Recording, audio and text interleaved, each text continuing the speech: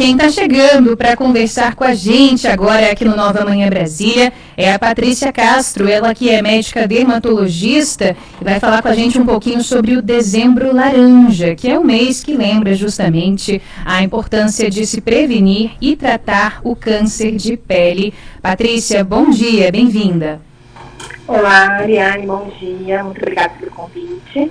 A gente que agradece a sua participação.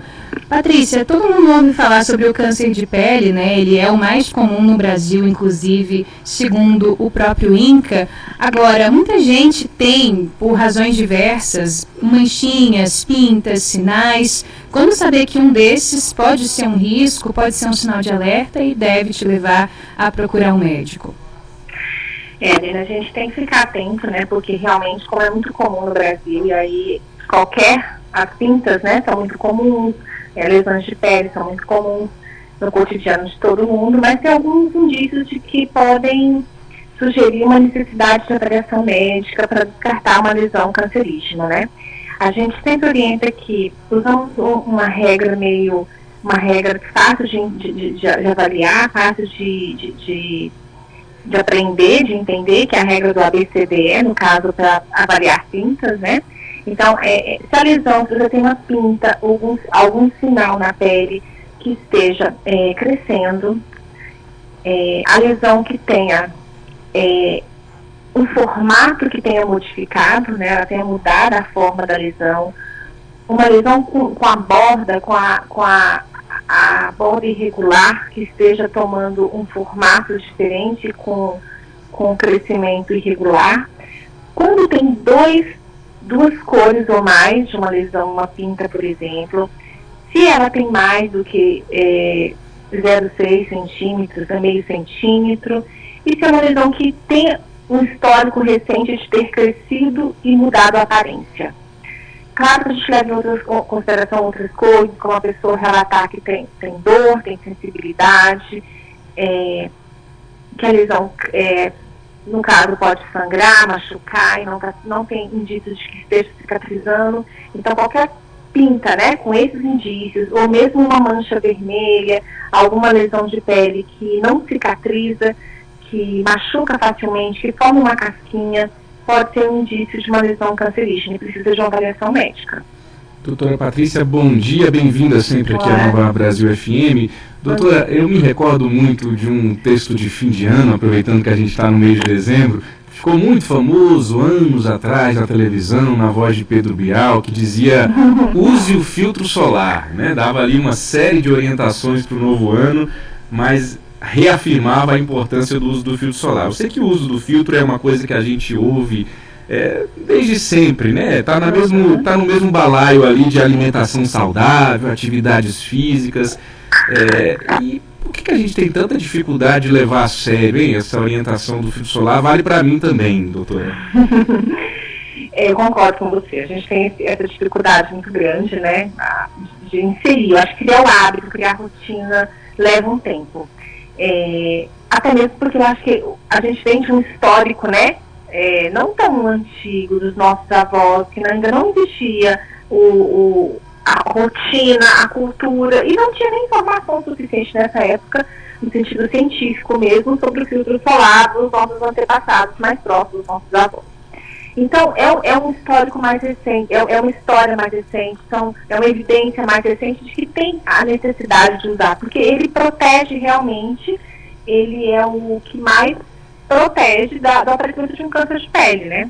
Então, eu acho que criar o hábito na rotina, de colocar todos os dias de manhã, já que o sol o sol de forma excessiva, ele é um dano que a gente não percebe, a gente não sente, né? Eu acho que isso fica mais difícil realmente de a gente perceber que a longo prazo o sol vai causar dano na pele. O dano dele não é recente, ele faz um dano crônico, cumulativo no DNA. Então, você vai ver isso lá na frente, lá mais depois de 20 anos, 30 anos de exposição. Então, o que você não vê agora gera uma dificuldade de inserção na sua rotina, né? Sem falar que as pessoas têm o hábito também de passar filtro solar somente para atividades de lazer. Ou quando vai para a praia, é o cheirinho de sandal que lembra a praia, né, doutora? É isso mesmo. Sandal fora das férias não combina muito. Dá vontade de viajar, né? Mas a brincadeiras à parte, até para vir, por exemplo, para o escritório, eu preciso pôr também esse protetor solar no meu rosto, né, doutora? Aí, justamente. Por quê? Porque a gente sabe que esse sol, ele mesmo como hoje, um tempo nublado, a gente tem radiação ultravioleta, né? Hoje em dia a gente fica nos ambientes fechados, no escritório, vocês vêm na rádio, eu aqui no computador. Todo mundo tem muito contato com a luz visível do computador. Vou extrapolar um pouquinho fora do câncer, né? Mas é porque eu lido com isso todos os dias também. As mulheres reclamam muito de mancha, principalmente as mulheres, mas os homens também, de manchas na pele. E aí a gente sabe que essa luz visível do computador, ela também é impactante para essa questão das manchas. E acaba que é uma exposição velada, porque a gente está dentro de um escritório, dentro de uma sala fechada, acreditando que está protegido do sol, né? Mas é um outro tipo de luz que também pode causar envelhecimento e manchas na pele.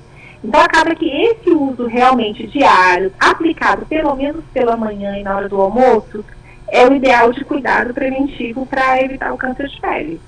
Doutora, eu vou continuar aqui com outra pergunta, mas antes uma mini pergunta, né? Já que a gente está falando da importância desse filtro solar, que todo mundo no fundo sabe, mas a gente finge não saber. Qual que seria o filtro ideal para a gente usar no dia a dia no rosto? De quanto? A gente fala assim que, de forma genérica, né, generalista, um filtro solar com fator, né, de proteção, tanto para UVA quanto para UVB, radiação UVA e radiação UVB, a partir de fator 30, já é suficiente. É o mínimo que se deve usar. Tá. Então, acaba que a partir daí você já tem uma proteção adequada.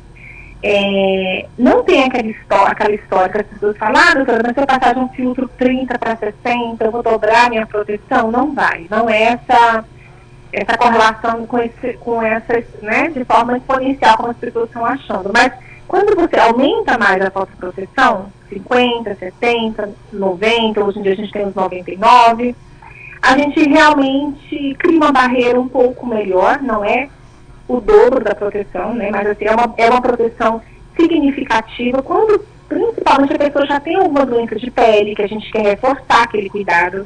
Então acaba que a gente indica 50 ou mais, com mais esse intuito de garantir que a pessoa esteja bem protegida, já que a quantidade mínima, né, por exemplo, uma colher ali de sopa para passar, a gente não passa na realidade, né, a gente nunca passa a quantidade suficiente. Quando a gente aumenta o fator de proteção, a gente está aumentando a proteção, já que você vai estar aplicando um pouco menos do que deveria, né. É uma coisa que eu sempre explico para os pacientes. Mas eu acabo indicando sempre a partir de 50, pelo fato de a gente querer também evitar o envelhecimento, as manchas, e para aqueles pacientes que já têm alguma condição dermatológica, uma rosácea, algum tipo de dermatite, um melasma, alguma doença que seja fotossensível, né, que piore com o sol.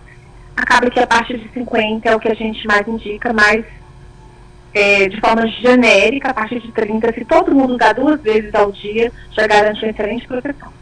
8h20 agora em Brasília. A gente conversa ao vivo com a doutora Patrícia Castro, ela que é médica dermatologista. Estamos falando sobre o Dezembro Amarelo, um mês aí de prevenção ao câncer de pele. Doutora, para o nosso ouvinte da Nova Brasil FM, você recomenda, e para todos que estão nos acompanhando, claro, mas especialmente hoje aqui na Nova Brasil, qual a orientação de frequência de ir a um dermatologista? Quanto tempo preciso ir? Quanto tempo? E mais do que isso, quando eu chego numa consulta do dermatologista,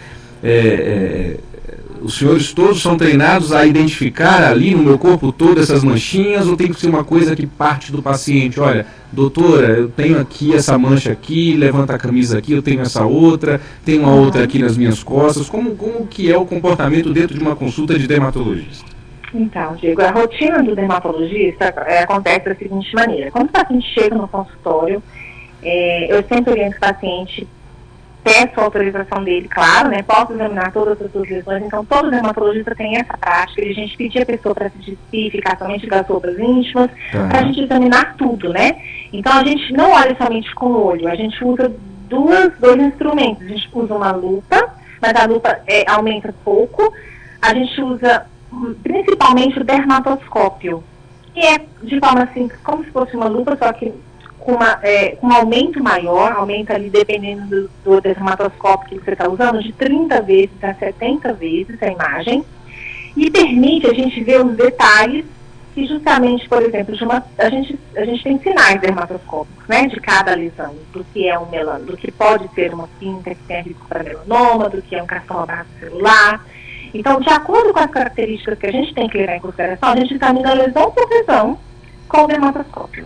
Então, a gente examina tudo, couro cabeludo, corpo todo, face, palma e planta dos pés, porque é local de risco também para câncer de pele. E muitas vezes pode passar desapercebido, né, que a pessoa não olha nem sempre o pé, e é da nossa prática, já que é pouco comum, mas o melanoma pode acontecer nas extremidades, né, na planta do pé.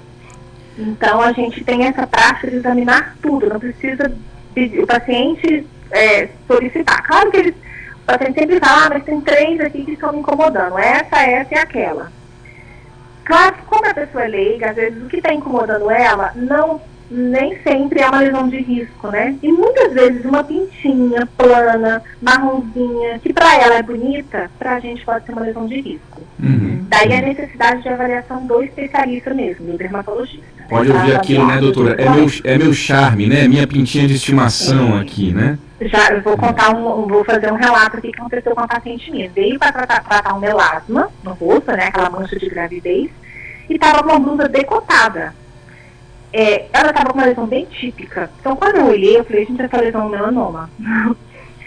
E pedi para examinei, realmente tinha indícios de ser um melanoma. Ela, mas essa pinta é antiga, eu tenho ela desde jovem, desde adolescente, eu não quero tirar, é meu charme.